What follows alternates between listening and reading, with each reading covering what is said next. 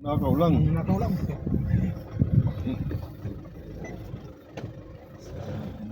Di akala kasi namin yung bahay na uncle ko yun doon. Doon pala sa kabila. Wala lang kami. Sorry, nagtutunga kami dito. Sulit na lang. Galit kami ng Manila. Tagalog. Oh, 3 araw kami doon, walang tayong kain. Nakakain pa rin.